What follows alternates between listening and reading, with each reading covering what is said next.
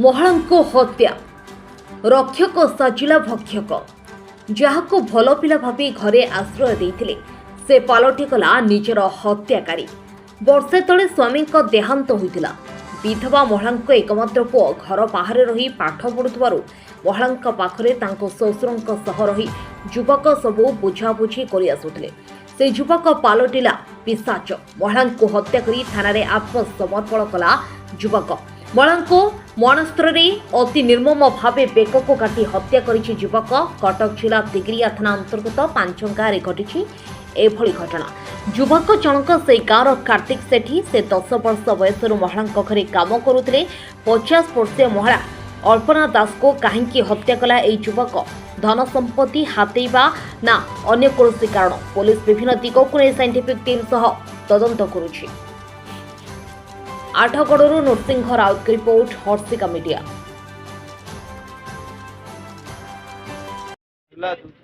ଆମେ କିଛି ଜାଣିନୁ, ଆମେ ତ ଥିଲୁ ସବୁ ଭୁବନେଶ୍ୱରରେ। ସେଇ ପିଲାଟା ଆମର 22-23 ବର୍ଷ କାଳେ ଆସିକି ଉଠା ବସା କରେ। ଗାଁଟା ସାରା ଜାଣିଛନ୍ତି ଛୋଟା କୋଉଠି ନା ଏଇଠି। ଆହୁରି ବର୍ଷେ ବି ଆମେ ପୁଅଠୁ ବି ଆହୁରି ଅଧିକା। ସେ ବର୍ଷ ଗଲା ଅଗଷ୍ଟ 7 ଠିକ ବର୍ଷ ହେଇଛି ଆଉ।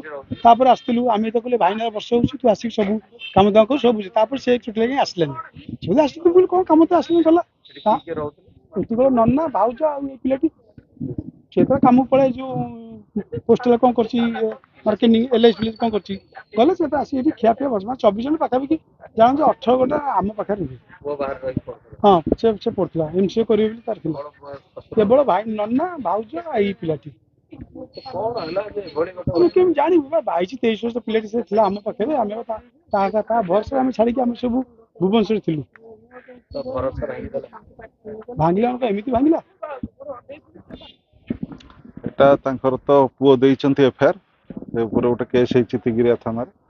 ସିଏ ତାଙ୍କର ସନ୍ଦେହ ମେନସନ ବି କରିଛନ୍ତି ଯେ ସେ ଯୋଉ ଧରମ ପୁଅ ଭଳିଆ ଯିଏ ରହୁଥିଲେ ଯେ ସେଠି ବୋଲି ସିଏ କିଛି ସମ୍ପତ୍ତି ଲୋଭରେ ଏସବୁ ହତ୍ୟାଟା କରିଥିବେ ତାଙ୍କ ଘରେ।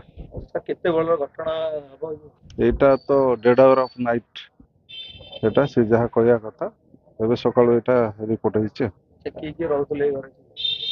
ସିଏ ତ ସେ ଯୋଉ ଯିଏ ଡିସିଜ୍ ସିଏ ଥିଲେ ଆଉ ସେ ଶ୍ୱଶୁର ତାଙ୍କର ରହନ୍ତି। ଆଉ ସେ ଯାହା ନାଁରେ ଅଭିଯୋଗ କରୁଛନ୍ତି ସିଏ ବି କଣ ଏ ଘରେ 10-25 ବର୍ଷ ହେଲାଣି ବି ରହି କଣ ଭଲ ମନ୍ଦ ବୁଝୁଛନ୍ତି।